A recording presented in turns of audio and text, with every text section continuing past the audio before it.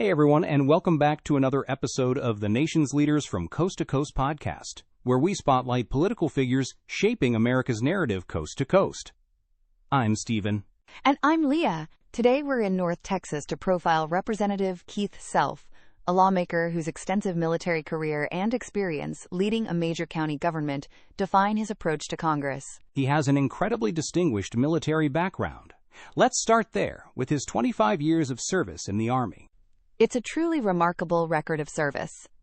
Keith Self is a graduate of West Point.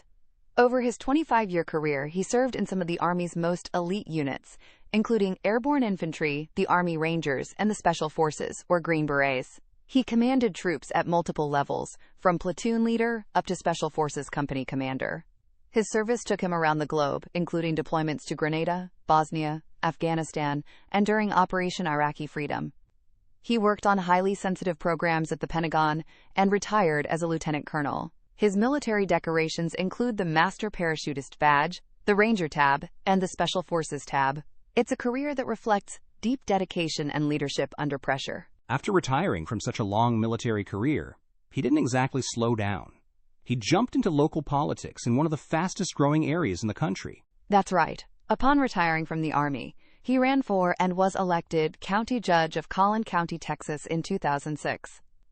Now, in Texas, the county judge is the chief executive officer of the county, presiding over the commissioner's court, which manages the county budget and operations.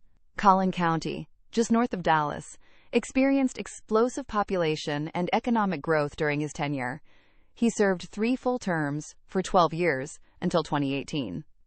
He built a strong reputation as a fiscal conservative, overseeing multiple cuts to the county's property tax rate while managing the demands of rapid expansion.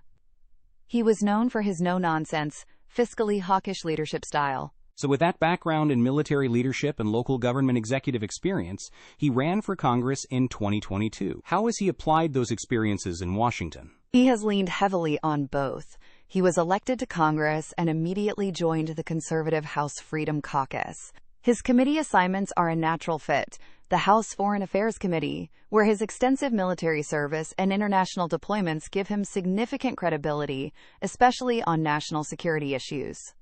And he serves on the House Veterans Affairs Committee, where he can directly advocate for the needs of fellow veterans based on his own quarter-century of service.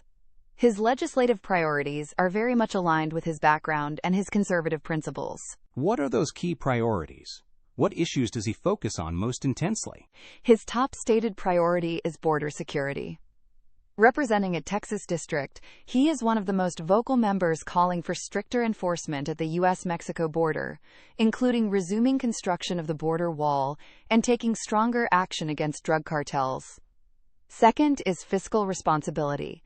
Drawing on his record as county judge, he consistently votes against government spending increases and advocates for balancing the federal budget.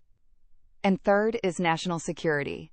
On the Foreign Affairs Committee, he pushes for a strong military and a foreign policy focused on deterring adversaries like China.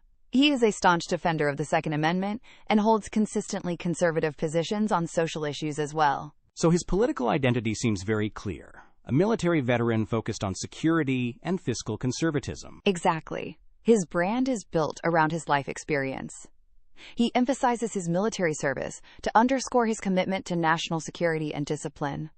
He points to his record as county judge to highlight his credentials as a tax cutter and responsible fiscal manager.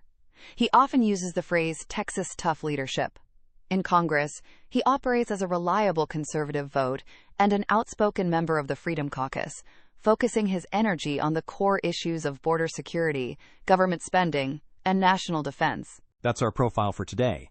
Thank you for listening to the Nation's Leaders from Coast to Coast podcast. You can find show notes for this episode and links to our sources on our website, pointedwords.com. Please note, AI assists in the creation of this podcast from pointedwords.com. And remember, better pointed words than pointed swords.